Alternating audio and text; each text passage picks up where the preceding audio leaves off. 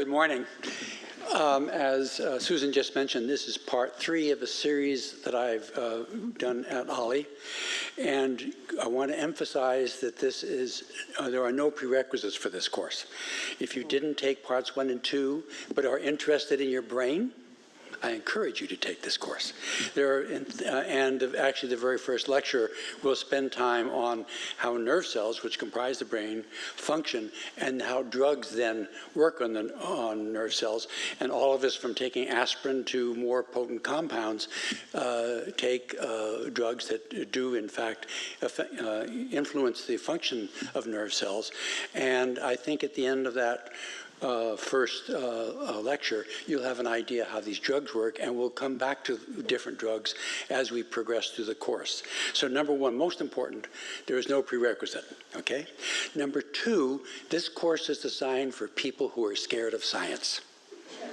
And unfortunately, many of us, actually, I exclude myself because I had very good science teachers as a kid, but a lot of people were scared away from science early because they had lousy teachers who made it boring. And I promise you that if you're a creative literature background or a historian or even a physicist, and actually I had some physicists take this course who hadn't had any biology in a long time. They taught me a lot of things, actually, as the course proceeds, on the physical properties of nerve cells. So this course is not designed for people who have a big background in biological sciences. And I think, and I know actually people who started the course a year ago when we gave the first part, re-up for the second part, and they came and talked to me and said they were worried about it because they had not had a science course since high school, and they actually came back for the second course. So I think that's encouraging. So in addition, we'll talk about disorders of the brain which are very common, and we're learning a lot more about schizophrenia. There's a huge increase in our knowledge of the background of schizophrenia, which is a major disorder of the brain, which has profound sociological consequences. We'll talk about autism and autism spectrum disorders. We'll talk, in which now the genetic background of autism is much better understood. The evidence that came out about 30 years ago, which is fraudulent, that is related to vaccinations, is wrong.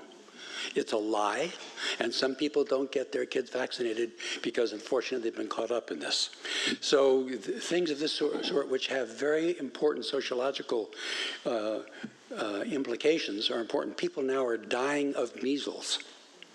There are deaths in this country of people who are dying of measles because the parents didn't get them vaccinated because they're worried about autism.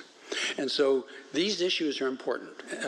And I think at the end of this course, you'll be able to pick up Science Times on Tuesday, Tuesday's New York Times newspaper, and be able to read the articles on brain, and which appear not only on Tuesdays, but throughout the week in any publication. So I encourage you to take the course, and I look forward to teaching it. Thank you. Thank you, Pete.